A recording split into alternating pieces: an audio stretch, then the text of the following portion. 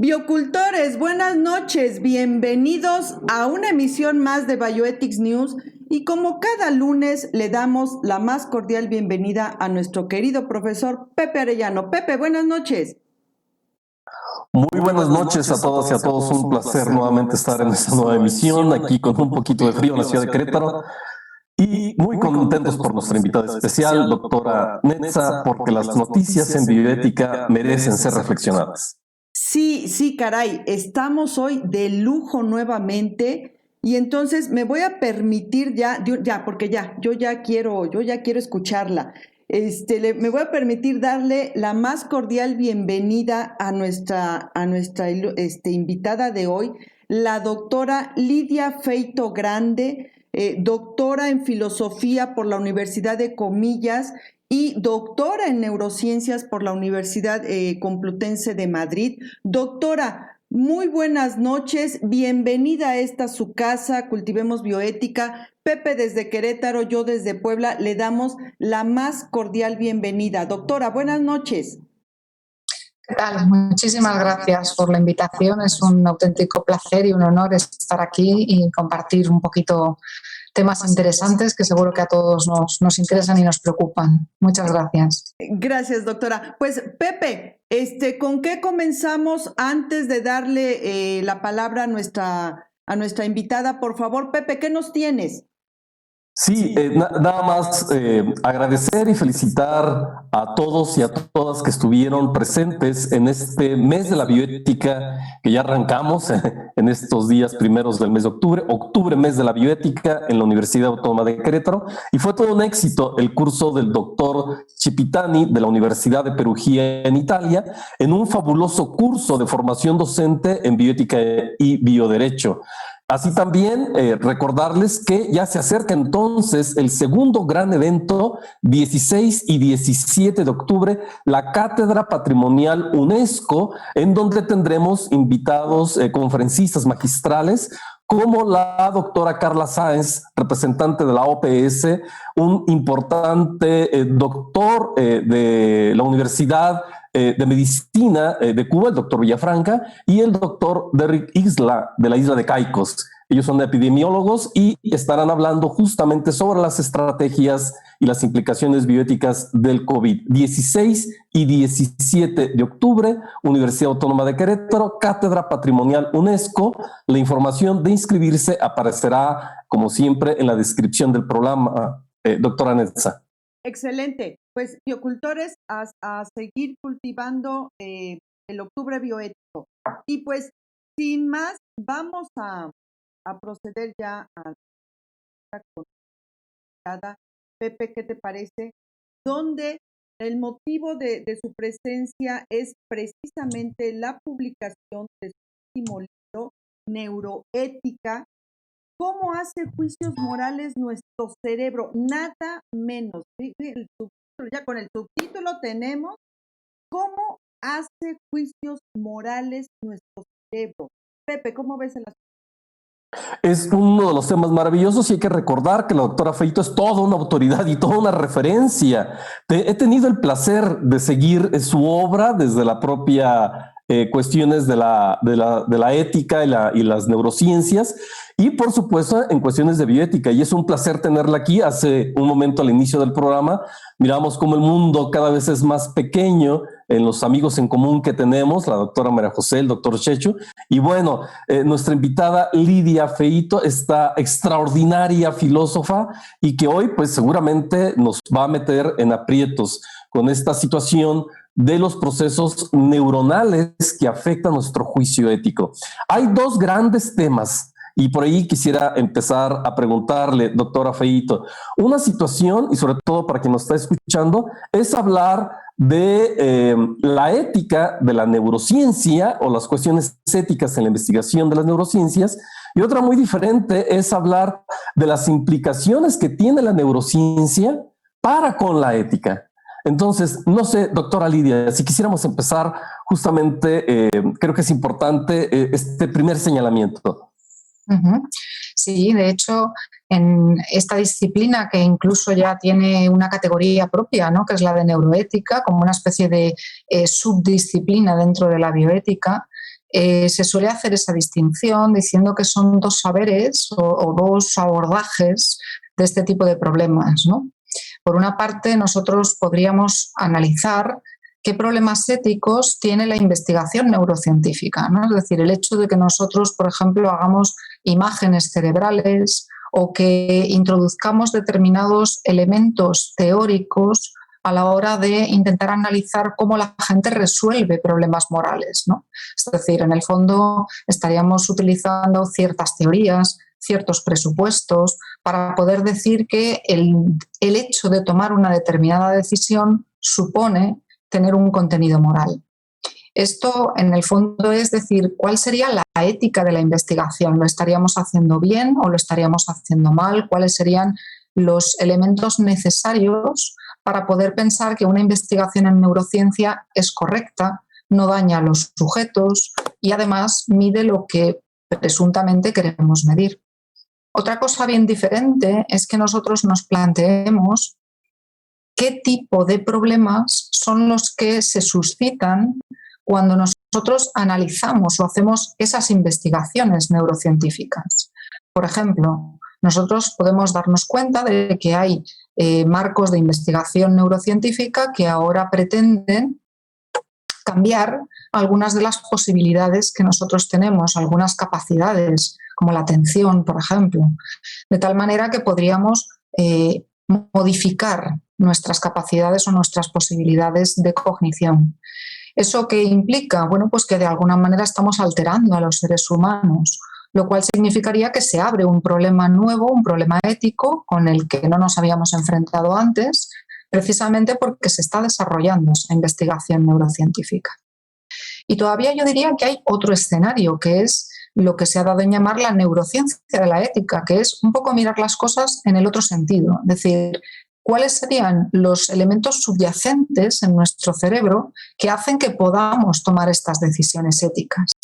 Y es otro camino distinto de la investigación, porque ahora lo que nos interesaría saber son los correlatos neurales, es decir, qué cosas tienen que estar sucediendo en nuestro cerebro para que nosotros podamos estar haciendo esos juicios que llamamos juicios morales. Por tanto, es como una visión que en el fondo, más que doble, yo diría que es casi triple, ¿no? Es decir, tenemos más aproximaciones posibles y son bien distintas, porque los problemas de la ética de la neurociencia en algunos casos son bastante similares a otros problemas bioéticos. Por ejemplo, si yo tengo que hablar de la seguridad de los pacientes o de los sujetos de investigación, estoy hablando de un problema que es bien conocido en bioética y que atañe a esta cuestión de la no maleficencia.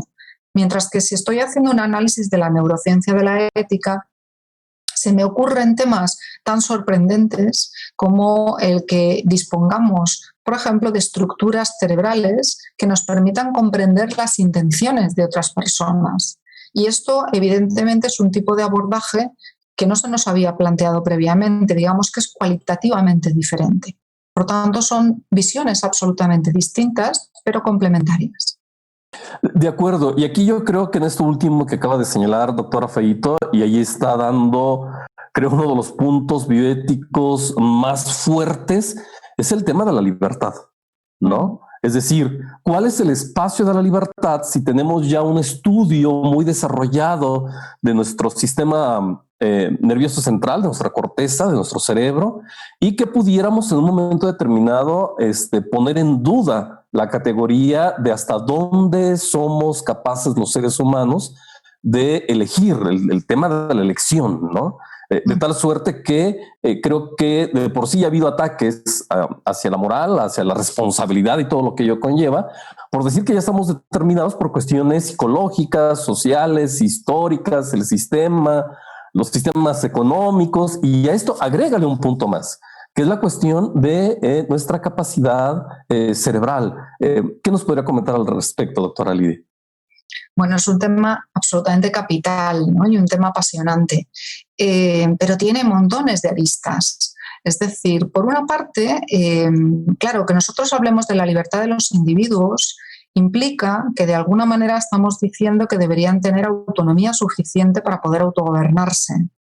Claro, se ha puesto de manifiesto un concepto, bueno, no sé si radicalmente nuevo, pero bastante novedoso, que es lo que se ha dado en llamar la libertad cognitiva. La libertad cognitiva haría referencia a que los humanos deberían ser, digamos, capaces de poder tomar sus propias decisiones también en el ámbito de los pensamientos. Pongo un ejemplo para que se entienda bien. Si nosotros forzamos a un paciente que sufre un determinado trastorno neurológico a tomar un medicamento y ese medicamento supone que se altera su capacidad de pensamiento, los autores que defienden la libertad cognitiva dirían que se está limitando esa libertad cognitiva, porque se le está obligando a pensar de una manera que no pensaría, digamos, de manera natural, si podemos decirlo en estos términos.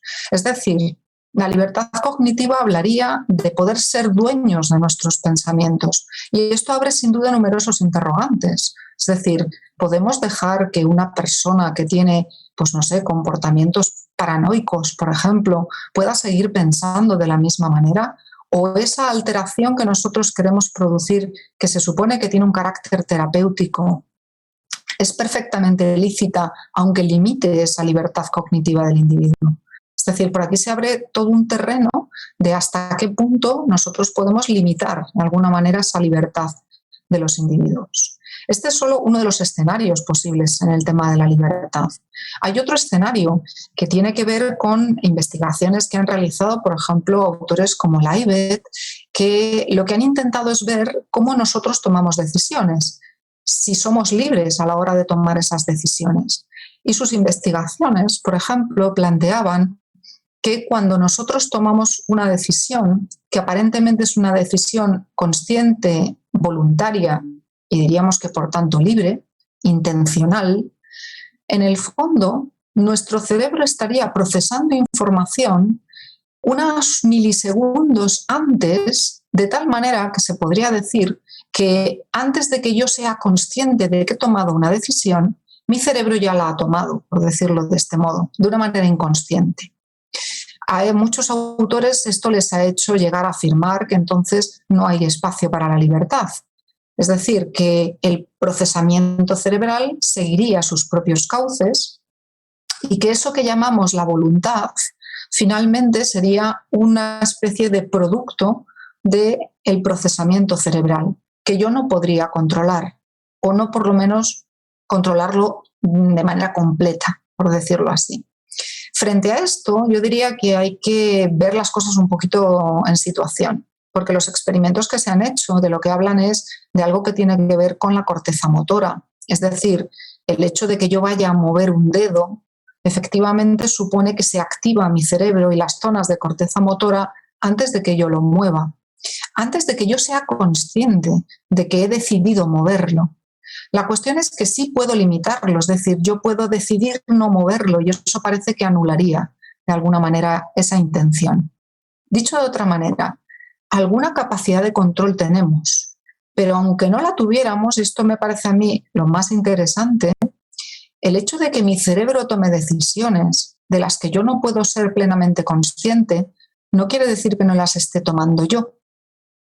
Y aquí hay un problema que yo creo que es muy, muy relevante en esta cuestión de las neurociencias, que es una suerte de nuevo dualismo que de alguna manera se está haciendo muy evidente en este tipo de planteamientos, que sería algo así como intentar diferenciar mis estados mentales, mis pensamientos, etcétera, de mi actividad cerebral, como si realmente pudieran ser dos cosas separadas.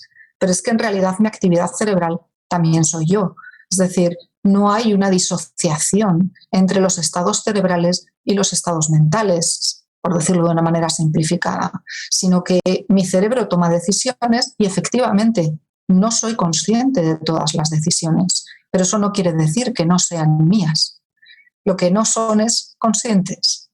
El tema es difícil porque lógicamente nos hace pensar que entonces ese espacio de la libertad que nos parece algo tan controlable o que es tan intencional, pues a lo mejor tiene algunos rasgos o algunos elementos que son menos voluntarios, pero que a pesar de todo forman parte de mi identidad. Por tanto, es otro escenario, digamos, de reflexión muy importante que nos hace incluso plantear otros temas vinculados, como sería la cuestión de la identidad. Es decir, ¿quién soy yo cuando tengo que asumir esa, llamémosle, limitación de mi libertad? Es decir, a lo mejor no puedo ser libre del todo. A lo mejor cabe pensar que vivíamos en una ficción y que pensar que éramos libres pues también era algo un tanto irreal. A mí me gusta decir que si somos conscientes de todos los condicionantes en los que nos movemos, a los que hacía usted referencia antes también, seguramente lo que tenemos en el mejor de los casos es una especie de libertad condicionada. No es decir, algo de libertad, pero somos hijos de nuestra cultura, de nuestra tradición, somos hijos de nuestra lengua, somos hijos de nuestros aprendizajes y qué duda cabe que todo eso es lo que forma una entidad absolutamente única en cada uno de nuestros cerebros. Y por tanto, efectivamente, nuestro cerebro nos manda, por decirlo así. Pero vuelvo a decir, ese cerebro que nos manda también somos nosotros. Sí, por supuesto. Y aquí está justamente el punto crítico de no caer en la red o no caer en la trampa de un determinismo o de elevación de la propia responsabilidad que tenemos sobre nuestros propios actos. Doctora Netza. Estoy anonadada. Espérame. Hay shock aquí con todo lo que nos estaba comentando la doctora. Es interesantísimo. Porque esta noción de libertad que acaba usted de comentar, hasta dónde también es invertir nuestra concepción de libertad, porque a lo mejor la teníamos en un sentido tan positivo, en esta concepción de control también, de este afán humano de siempre querer estar controlando todo, estar dominando todo.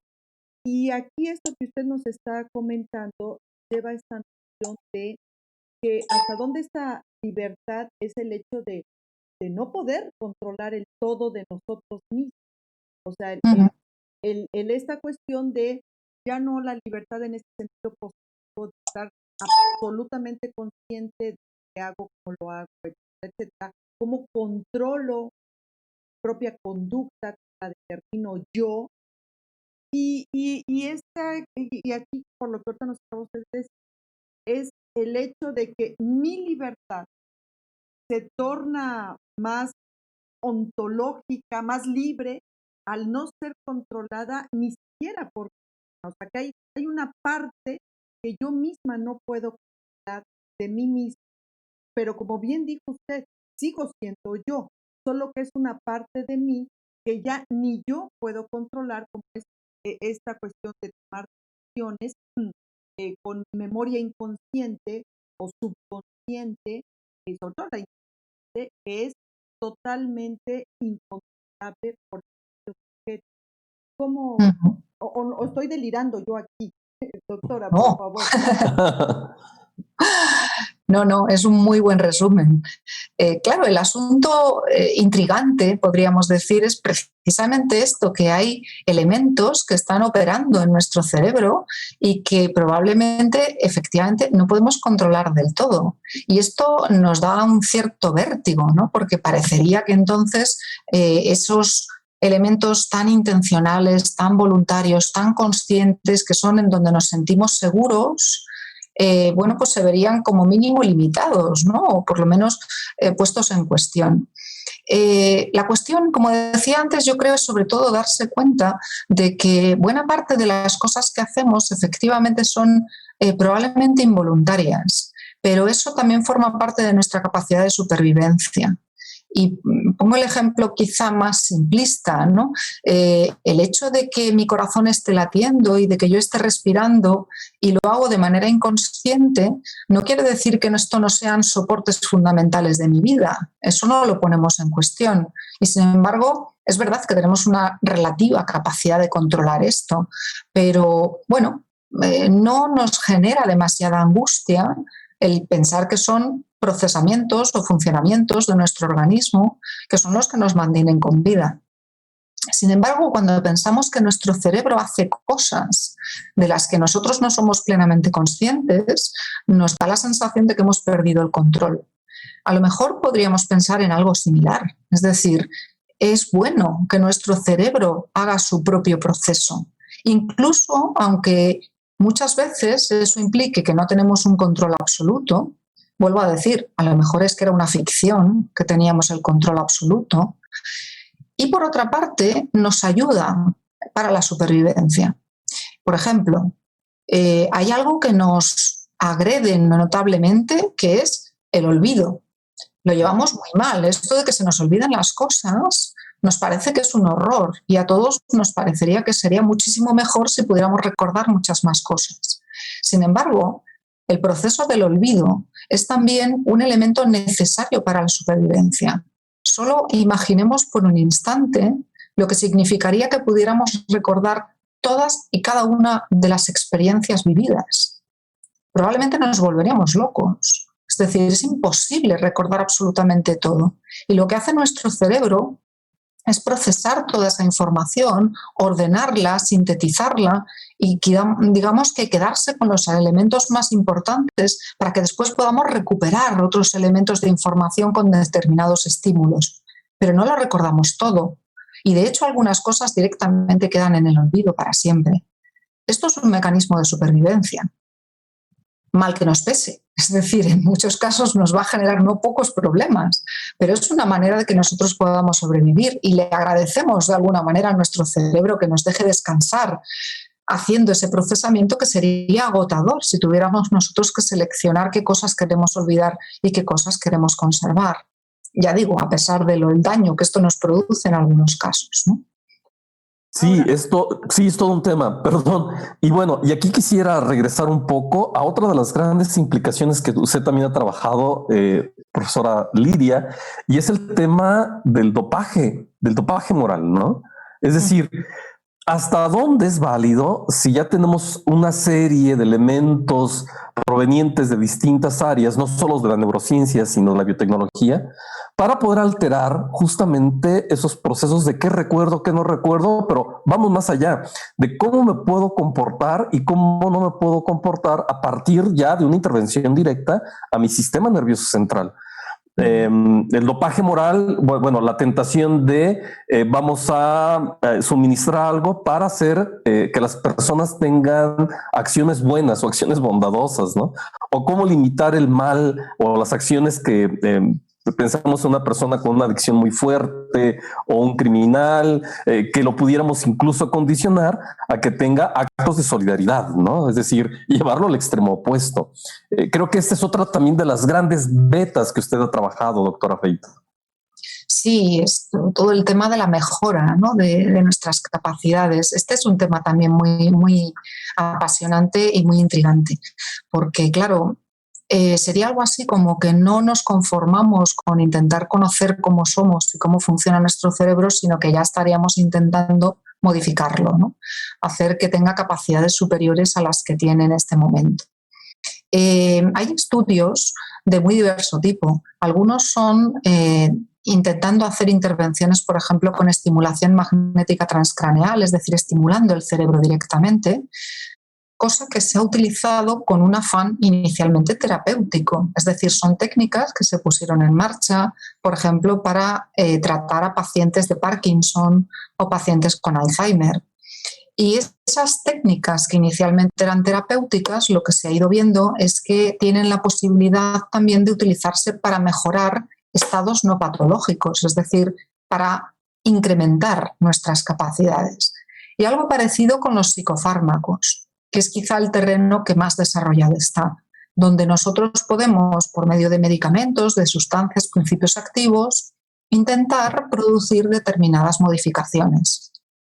Unas modificaciones que son muy bien recibidas en algunos ámbitos, es decir, por ejemplo, en el mundo de los estudiantes, de la gente joven, hay estudios que dicen que aproximadamente el 20% de los estudiantes en Estados Unidos estarían utilizando este tipo de técnicas, digamos, de psicofármacos para rendir más en los exámenes. Es un porcentaje altísimo. Lo que estaríamos diciendo es que al final esa suerte de dopaje, ¿no?, al que hacía referencia, estaría ya instalado dentro de nuestro contexto social de una manera relativamente acrítica, ¿no? Es decir, sin que nadie haya hecho excesivo problema de estas cuestiones.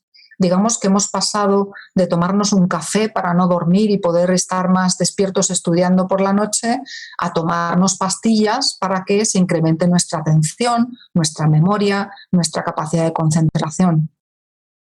Por tanto, un primer problema estaría en relación a haber aceptado de una manera, como digo, un tanto acrítica la utilización de este tipo de fármacos para poder incrementar nuestras capacidades. Pero la cosa va más lejos y, como decía usted muy bien, se está planteando la posibilidad de utilizar, por ejemplo, también fármacos con el afán de lo que se viene a llamar la mejora moral. Es decir, ya no mejorar mis capacidades en el sentido cognitivo, sino incluso mejorar mis capacidades desde un punto de vista que podríamos decir de los valores, ¿no? Es decir, de lo que tiene que ver con mis actitudes morales o con mi manera de afrontar determinados problemas de la realidad.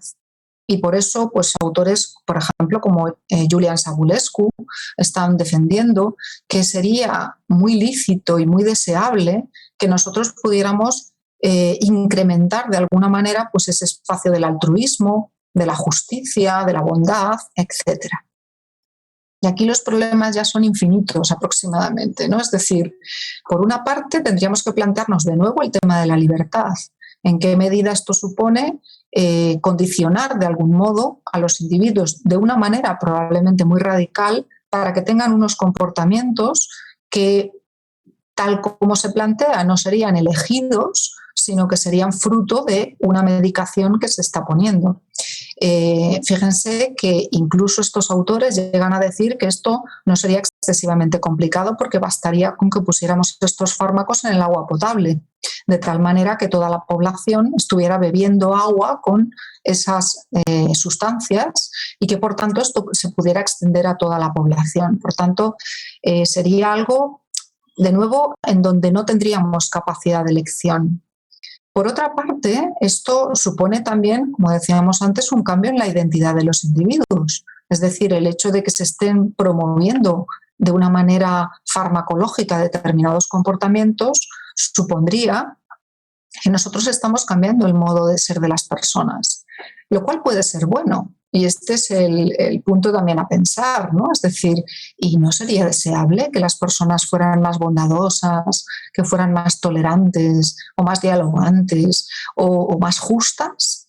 Y este es el argumento serio que defienden estos autores, diciendo, es que tal y como está el mundo, y solo hace falta mirar un poquito a nuestro alrededor para ver las muchas cosas que deberíamos mejorar, pues probablemente es muy deseable que nosotros pudiéramos incrementar estas capacidades. ¿Qué es lo que se les escapa o cuál es el elemento que deberíamos tomar en consideración? Pues que aparte de esa alteración, iba a decir ese atentado, suena un poquito fuerte, pero quizá se puede decir, ¿no? Ese atentado a la libertad o esa alteración de la libertad, hay también otra cuestión y es probablemente no estar totalmente alerta frente a la importancia que tienen la educación y la cultura. Es decir, por mucho que nosotros queramos reducir nuestros comportamientos al procesamiento cerebral, ese procesamiento cerebral no solo es un elemento biológico que está ahí y que es inmutable, sino que es algo que nosotros podemos modificar porque nuestro cerebro, entre otras cosas, tiene esa capacidad de la plasticidad, es decir, es flexible, se adapta, cambia, aprende. Y por tanto nosotros podemos inculcar determinados valores o podemos promover determinadas actitudes. Esto es aprendido.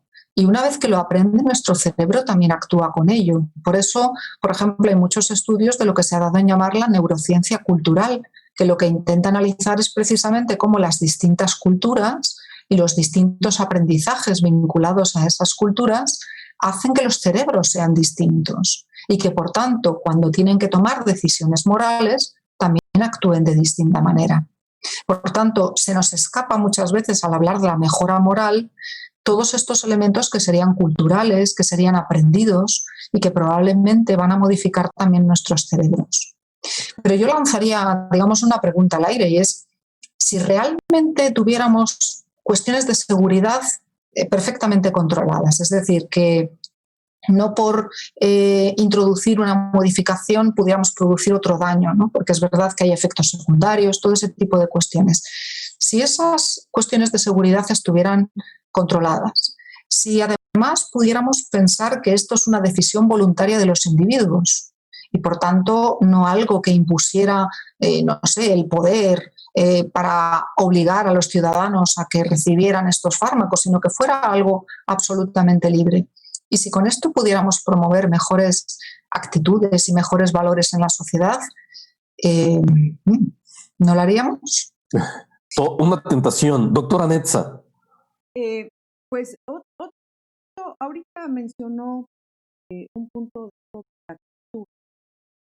Y el asunto, sí, o sea, plantea usted esta intervención. ¿Estaríamos dispuestos a hacerlo? Y bueno, de bote pronto, la respuesta obvia pareciera sí, pues sí, vamos a hacer un esfuerzo. Porque digo, como está el mundo ahorita, tampoco es tan deseable como está el mundo ahorita. Pero también usted ya lo mencionó, no es algo lineal.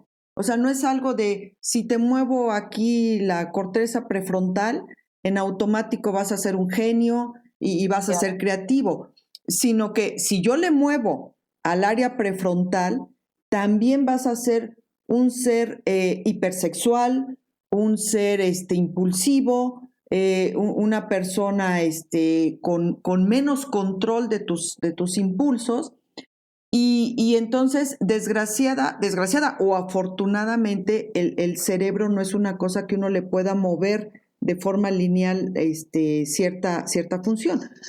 Y por ejemplo, ahorita mencionaba usted además actitudes proactivas, como el altruismo, por ejemplo, que ahora se sabe que tiene incluso un componente genético.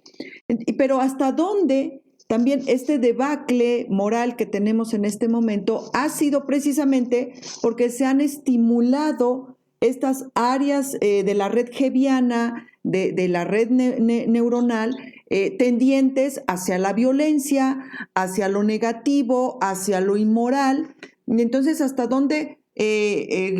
Ahorita nos estamos cuestionando o poniendo en el plató de la discusión el estimular ahora como la parte virtuosa del ser humano, pero hasta dónde el debacle moral que tenemos ha sido precisamente porque se ha estimulado y de forma muy insistente la parte no virtuosa del ser humano y hemos culturalmente propiciado más pues las acciones y actitudes pro-violentas, pro-antisolidaridad, que digo, la pandemia pues nos dio una cátedra de lo mal que estamos en estos sentidos, o sea, de la falta de solidaridad, la falta de empatía, la falta de altruismo, y hasta dónde es la consecuencia precisamente de este estímulo cultural, social, sociológico, de esta parte neuronal que siente como hasta cierto gozo por lo morboso, por lo negativo, por la violencia, etcétera, simplemente con ver el contenido de un noticiero que no sea Bioethics News,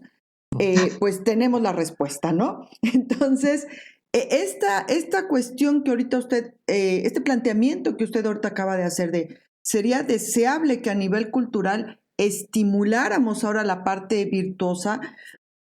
Pues digo, yo me atrevería a decir que sí, porque ya lo hicimos en la parte no virtuosa, pero creo que el punto de la neuroética sería la forma, porque bien dice usted, como ponerle al agua ahí la sustancia y ahora o te vuelves virtuoso porque te vuelves, pues creo que el punto de lo ético estaría en la forma en que culturalmente tuviéramos el interés de estimular esta parte y ahora esta parte virtuosa del ser humano que me hace que me brinque al otro aspecto que quería comentar con usted, doctora, de que esto de las neurociencias, donde la neuroética es una de sus partes, ha venido a generar como esta cultura que ahora yo ya no sé si es también tan buena o no, de las neuroventas, la neuroeconomía, la neuroética, la neurotodo,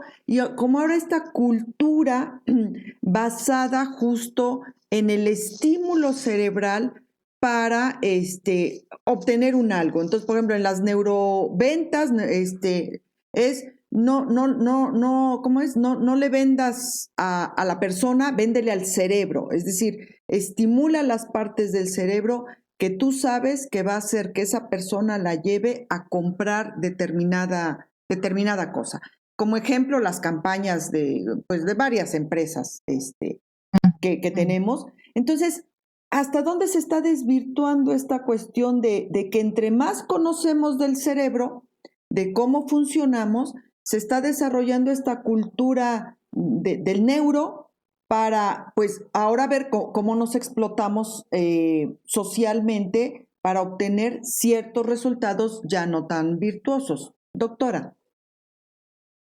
Claro, yo diría que lo neuro está de moda, ¿no? Es decir, al final esto se ha convertido, como decía usted muy bien, en una especie de neurotodo, ¿no? Porque parece que poner el prefijo neuro ya supone algo pues que está muy de moda, parece que es muy interesante y además tiene un presunto sabor científico, ¿no? Es muy cuestionable muchas veces, porque a veces es un mero elemento de imagen, ¿no? Es decir, finalmente suena muy bien ponerlo neuro y entonces resulta que estamos muy en la onda, ¿no? Eso por una parte. También es verdad que estamos cada vez más descubriendo que efectivamente buena parte de lo que somos y buena parte de nuestras actitudes efectivamente tiene correlatos neurales. Cosa que probablemente, digamos que es de sentido común, que efectivamente es nuestro cerebro el que nos está llevando a tomar decisiones y a poder tomar determinadas actitudes, parece que es bastante lógico, podríamos decir.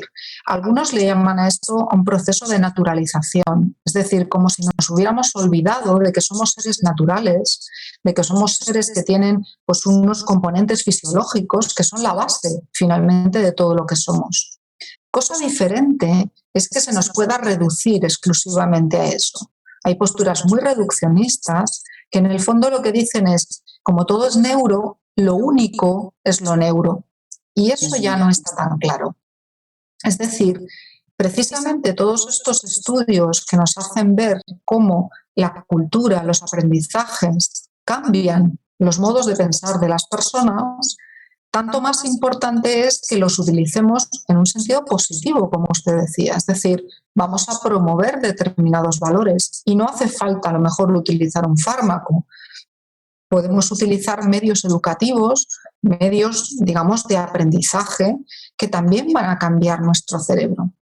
Hay estudios, por ejemplo, muy bonitos que hablan de cómo al hacer estudios, por ejemplo, con resonancia magnética funcional, intentando ver las zonas de activación del cerebro, se activaban zonas diferentes si los participantes en el estudio eran soldados acostumbrados a, digamos, trabajar estas cuestiones de la violencia, la muerte, etcétera, de una manera que no es ciertamente la de los ciudadanos de a pie, digamos.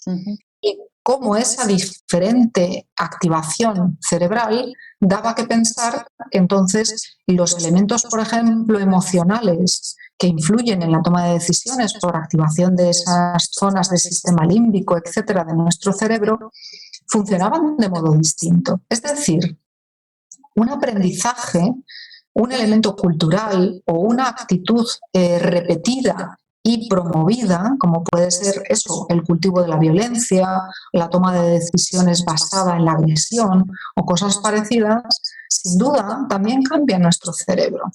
Y a partir de ese momento el cerebro queda condicionado a tomar decisiones de esa manera.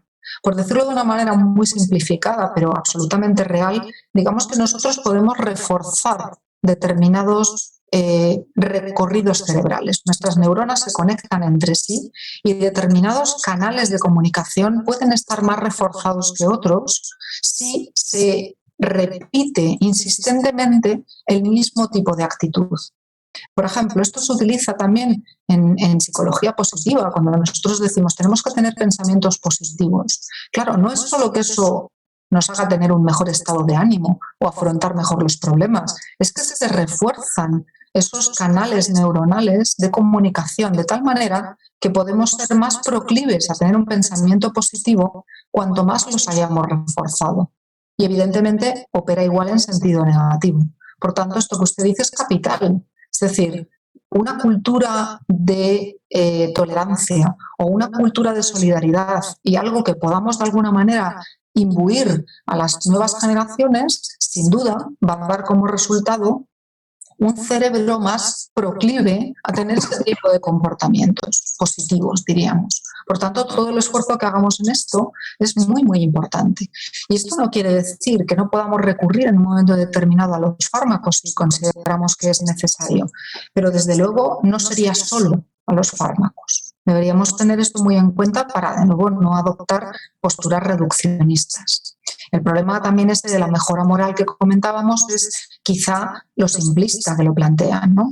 De hecho, usted comentaba, claro, es que digamos, las cosas no son blancas ni negras, tienen muchos matices. Si yo, por ejemplo, y hay estudios que se han hecho al respecto, utilizo la oxitocina, que es esa hormona del amor, ¿no? La que se segrega, por ejemplo, cuando la madre tiene un hijo y entonces genera estos vínculos y lazos de cariño, etcétera, podríamos utilizar la oxitocina para promover más lazos y más vínculos entre las personas, es decir, que tuvieran pues, una mayor disposición a establecer lazos de afecto. Y sin embargo, nos hemos dado cuenta con los estudios de que esos lazos de afecto, efectivamente, promovidos por la oxitocina, funcionan muy bien, pero solo funcionan con los cercanos. Es decir, los que son ajenos, digamos los lejanos, por así decir, con los que no tenemos relación, se convierten en mucho más enemigos de lo que eran antes de la utilización de la oxitocina. Es decir, generamos vínculos muy fuertes con los cercanos, pero sin embargo, los que quedan fuera de ese espacio quedan en peor situación, podríamos decirlo así. Por tanto, no es baladí el que nosotros planteemos el uso de un fármaco, porque tiene efectos que a veces no son deseados. Es decir, no se promueve, como decía usted muy bien antes, de manera tan directa un valor positivo como la justicia o el altruismo, sino que probablemente nuestro cerebro, digamos, hace cosas muy variadas y es una máquina muy compleja y por tanto no es simplemente tener un interruptor que activa determinado comportamiento, sino que es algo mucho más integrado en una red general. De hecho, lo que se va sabiendo cada vez más sobre neurociencia de la moral es que todas las decisiones morales, en el fondo, tienen que ver con un sistema distribuido que opera con distintas áreas de nuestro cerebro, que tiene que ver con distintas capacidades. No hay un núcleo de la moral, por así decir, que podamos tocar directamente, sino que son muchas áreas distintas que están trabajando de modo integrado. Por tanto, es difícil pensar que con una intervención directa y dirigida nosotros pudiéramos cambiar o modificar de manera radical un comportamiento, ¿no? Pero que es siempre, o sea, el humano es medio morboso y es como siempre el deseo, ¿no? Así de, ¿cómo le hacemos para más inteligentes, más geniales, más agudos? O sea, como que es ahí la tentación, ¿no? De la mejora, pero no por una mejora virtuosa, sino la mejora morbosa, por decirlo de alguna forma. Y este viejo planteamiento, doctora, de una ética global en bases cerebrales, ¿ya está muy obsoleto el planteamiento o todavía está vigente esta posibilidad de una ética global en bases cerebrales? ¿Qué nos puede decir al respecto? Bueno, hay un interés que yo creo que todavía está muy presente de buscar algo así como una estructura compartida, ¿no? Es decir, bueno, parecería que todos tenemos un cerebro muy similar y que por tanto deberíamos tener capacidades también muy parecidas, ¿no? Unos a otros. Entonces, a muchos autores esto les ha llevado a afirmar que efectivamente existe algo así como una moral universal, ¿no? Que tiene efectivamente unos correlatos neurales y que son iguales en todos los seres humanos. Yo diría que esto es tremendamente atrevido y probablemente incorrecto, por una razón yo creo que bastante sólida. Y es que podríamos hacer una distinción entre lo que llamaríamos la estructura de nuestro cerebro y, por tanto, las capacidades o disposiciones que se posibilitan por tener esta cierta manera de ser nuestro cerebro. Y otra cosa bien diferente son los contenidos morales específicos que nosotros vamos a utilizar para tomar decisiones. He dicho de otra manera, habría que diferenciar entre lo que es tener disposiciones comunes, y probablemente todos los seres humanos, efectivamente, en condiciones normales, no patológicas, tendríamos probablemente una serie de capacidades o disposiciones más o menos similares. Y otra cosa bien distinta son los contenidos concretos que vamos a utilizar en la toma de decisiones. Y aquí, de nuevo, aparece el tema de lo cultural. Es decir, no es baladí que yo haya crecido o me haya formado en un determinado sistema moral, porque eso supone que, a pesar de que tengamos las mismas capacidades de base, por decirlo de esta manera, vamos a desarrollar distintas disposiciones en función del aprendizaje. Por ejemplo, ha habido estudios, y estos son estudios muy conocidos, seguro que les resultan familiares a todos los que nos escuchan, en relación a cómo podríamos tomar decisiones en dilemas éticos muy tradicionales, ¿no? Por ejemplo, el dilema del tranvía, que seguro que conocen muchos, ¿no? El dilema del tranvía lo planteó una filósofa, Philippa Foot, hace ya muchos años, en relación al tema del aborto. Es decir, no tenía nada que ver con esto de las neurociencias, ¿no? Y lo que ella pretendía era analizar una distinción entre matar y dejar morir, que son efectivamente pues, dos constructos bien distintos y que en ética nos dan mucho que pensar. Entonces, aquel dilema decía, si usted se encuentra en un cambio de agujas, ¿no?, de un tranvía, y ve que ahí delante hay un tranvía que va a arrollar a 5 personas, tiene la posibilidad de cambiar la aguja para desviar el tranvía a otra vía distinta donde solamente hay una persona. Y la decisión que tiene que tomar es si cambiaría la aguja para desviar el tranvía y que mate solo a una persona, o si dejaría que las cosas funcionen como estaban y que arrolle a 5 personas. Este es un dilema, como digo, muy clásico y se ha utilizado mucho en neurociencia. Hay autores como Green y sus colaboradores que han hecho resonancias magnéticas funcionales para ver qué zonas se activan en nuestro cerebro cuando tomamos decisiones de esta índole. ¿Activaría o no activaría ese cambio de agujas para salvar a 5 personas a costa de la vida de uno? Claro, ¿y qué nos encontramos aquí? Pues que hay un porcentaje de la población muy alto que cambiaría las agujas. ¿Por qué? Pues porque hace un cálculo que en términos filosóficos llamaríamos cálculo utilitarista, que lo que dice es que 5 vidas valen más que una sola vida y que, por tanto, mi responsabilidad moral lo que diría es que yo tengo que salvar el mayor número posible de vidas. Claro, la conclusión o una de las conclusiones que sacan Green y sus colaboradores es que los cerebros humanos tienden a ser utilitaristas. Es decir, hay un mayor porcentaje de personas que toman esas decisiones.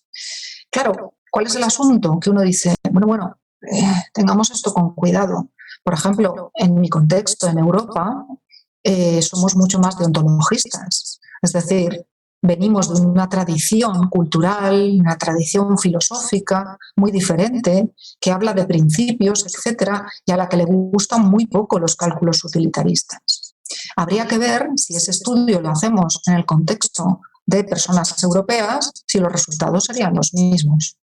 Es decir, hay un componente cultural y aprendido, incluso de teoría filosófica, que de una manera muchas veces inconsciente y más que, digamos, está en el acervo de los conocimientos que más o menos nos transmitimos unos a otros en nuestra vida cotidiana y que hace que una sociedad sea más utilitarista o menos.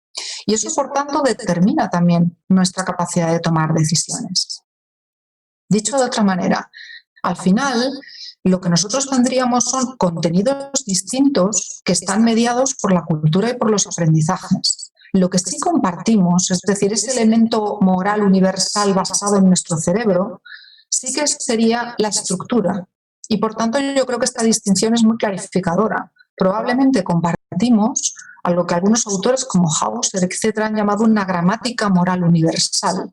Un poco hablando de lo de Chomsky, etcétera, de la gramática universal, ¿no? Diciendo, tenemos un conjunto de disposiciones, en este caso basadas en nuestro cerebro, que son comunes, pero los contenidos específicos de la toma de decisiones son bien distintos.